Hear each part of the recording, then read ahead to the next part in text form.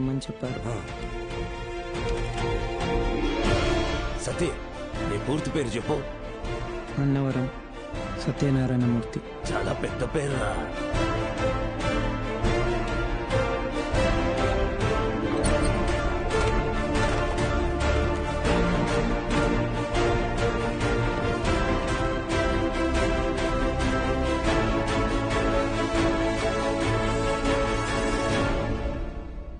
సాధించావు బాలు.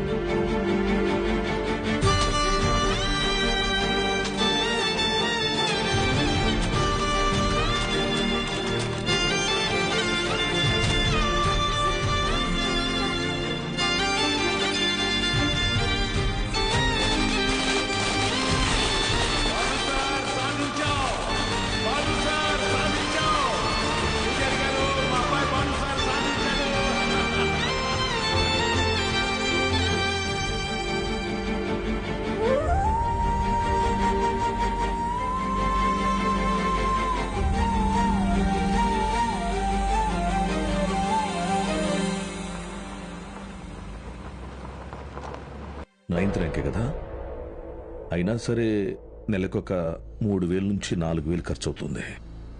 మీ నెల జీతం 900 అనుకుంటా కదా? అవునయ్యా. భయపడద్దు, అప్పు చేయక్కర్లేదు. మీ అబ్బాయి చదువు పూర్తయ్యేంత వరకు ఫీజు బాధ్యత నాది. పై చదువులకు అమెరికా పంపిస్తాను. అమలాపురంలో సబ్ ఇన్స్పెక్టర్ గా పోస్టింగ్ ఇప్పిస్తాను. మీ అమ్మగారితో టౌన్లో హోటల్ పెట్టేస్తాను. నువ్వు చేయాల్సిందల్లా ఒక్కటే, నీకొచ్చిన మార్కులు త్రిపాఠి ఇన్స్టిట్యూషన్స్ లో చదవటంలో వచ్చాయని చెప్పాలి. నువ్వు మా కాలేజీలో షార్ట్ టర్మ్ క్రాష్ కోర్స్ తీసుకున్నట్టు ఈ అగ్రిమెంట్ మీద సైన్ చేయాలి. మీ అమ్మ నాన్న పోగొట్టుకున్న పొలం ఇక మీదట మీదే. ZPTC chairman post, anonymous.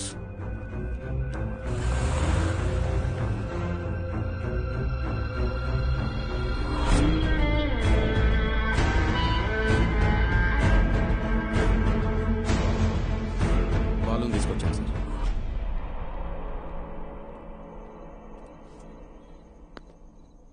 నీ స్టూడెంట్స్ సంతకాలు చేసి ఇచ్చారు నాకు. మీ ఈ ర్యాంకుల కారణం ఎవరని నిద్రలో ఎప్పటికినా త్రిపాఠి అనే చెప్తారా? పబ్లిక్ లో పొరపాటున నీ పేరు తలిచిన ఒక్కరికి కూడా ఫ్యూచర్ లేకుండా చేస్తాను. అర్థమైందా? ఆ రోజు దట్ అసెంబ్లీ డే నీ ముఖం కూడా నేను సరిగ్గా గమనించేది. ఎక్కడో దూరంగా ఉన్నావు కదా, ఇంత చిన్నగా ఉన్నావు. వచ్చి నన్నే ఊడిద్దాం అనుకున్నావా? త్రిపాఠి సార్, చాలా రోజుల క్రితం మీరు నాతో అన్నారు, 0 fees 0 education, more fees more education అని. ఆ బోర్డులో ఉన్న స్టూడెంట్స్ ఎవ్వరికి వేలకు వేలు ఫీజు కట్టడం వల్ల ఈ ర్యాంకులు రాలేదు. మీరు వాళ్ళకి లక్షల లక్షల డబ్బులు ఆశ చూపించి వాళ్ళ ర్యాంకుల్ని, వాళ్ళ గెలుపుని కొన్నారు. ఇది కూడా ఒక గెలుపేనా?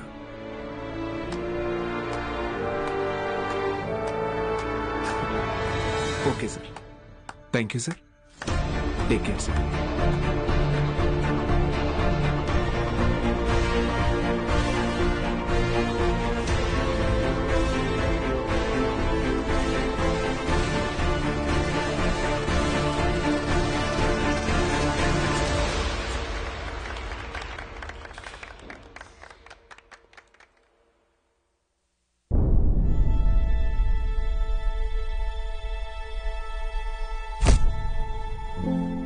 ఏ మనిషి అయితే మిమ్మల్ని నమ్మలేదో ఈరోజు ఆ మనిషే మీ ఇంటి ముందుకొచ్చి మిమ్మల్ని తన ఇన్స్టిట్యూట్కి బ్రాండ్ అంబాసిడర్ అవ్వమని బతిమాలుతున్నాడు.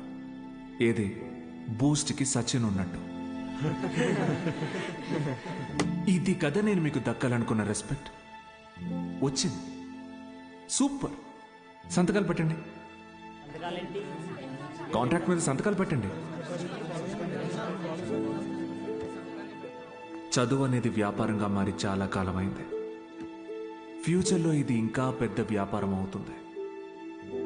ఈరోజు ఇంటర్ ఫస్ట్ ఇయర్ సెకండ్ ఇయర్కి వసూలు చేసే ఫీజుల కంటే ఎక్కువ ఫీజులు ఎల్కేజీ యూకేజీ క్లాసులకి వసూలు చేసే రోజులు వస్తాయి. మన కంటికి కనపడేది త్రిపాఠి ఒక్కడే, కానీ తనలాంటి వాళ్ళు ఈ దేశంలో చాలా మంది ఉన్నారు. మీ చదువుకి ఖర్చయ్యే ప్రతి రూపాయి త్రిపాఠి జేబులో నుంచే రానివ్వండి. మీ ఇంట్లో వాళ్ళకి ఇస్తానన్నవన్నీ ఇవ్వనివ్వండి. పై చదువులు చదివిస్తాడా? చదవండి. తన అహంకారాన్ని వాడుకొని మీరు ఎదగండి. మంచి పొజిషన్కి వెళ్ళండి. బాగా సెటిల్ అవ్వండి. అప్పుడు చదువుని కొనలేని వాళ్ళకి చదువుని పంచండి. మీలాగా వాళ్ళని గెలిపించండి. 46 మంది ఉన్నారు. మీరు తలుచుకుంటే ఎంతో మంది జీవితాల్ని మార్చగలరు. వచ్చి ఆ కాంట్రాక్ట్స్ మీద సంతకాలు పెట్టండి.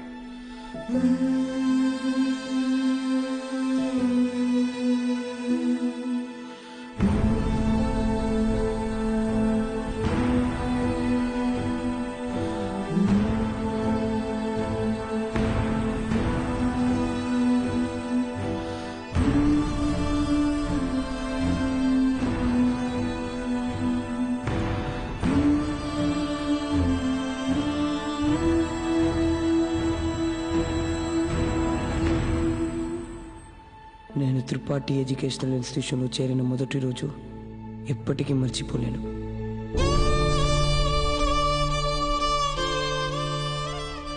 లెక్చరర్స్ అంతా నాకు ఎంతో అండగా నిలబడి నన్ను ప్రోత్సహించారు. నేనేదైనా తప్పు చేస్తే దండించేవారు. వాళ్ళే నన్ను సరైన దారిలో నడిపించారు. నాకంటూ ఒక లక్ష్యాన్ని ఏర్పరిచి అందులో నన్ను గెలిపించారు.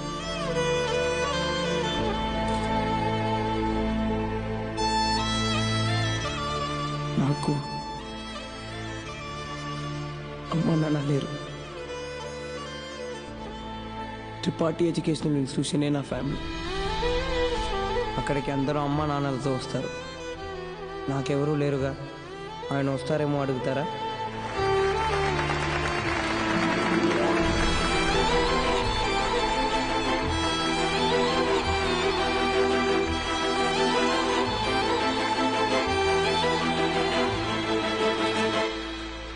వెళ్ళిపోయాడు. వరం ఇచ్చిన తర్వాత దేవుడు ఎలా మాయమైపోతాడో అలా మాయమైపోయాడు. ఆ తర్వాత బాలు సార్ని మేము ఎప్పుడూ కలవలేదు. ఆయన ఉంటే త్రిపాఠి వల్ల మాకు ఎప్పుడైనా ప్రాబ్లం వస్తుందనుకున్నాడు ఏమో. వెళ్ళిపోయాడు.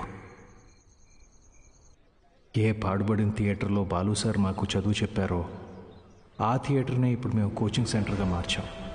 సంవత్సరం పొడుగునా మా 46 మందిలో ఎవరో ఒకరు వచ్చి ఈ పేద విద్యార్థులకి క్లాసెస్ తీసుకుంటాం.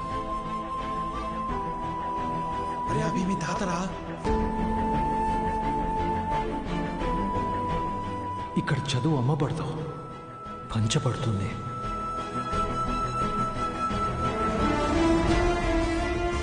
ఇదే మా బాలు సార్కి మేము ఇచ్చే గురుదక్షిణ.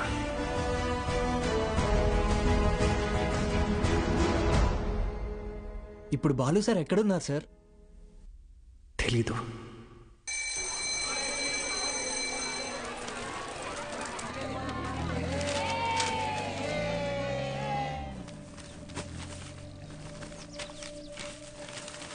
அண்ணா ஒரு பண்ணு கொடுங்கண்ணா.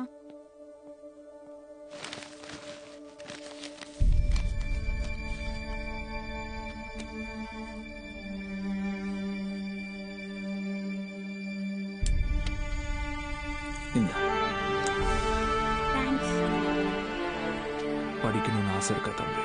ஆமா சார். சரி బా. కానీ ఆయన ఎక్కడున్నా చదువుని దేవుడికి పెట్టే నైవేద్యంలాగా పంచుతూనే ఉంటారు.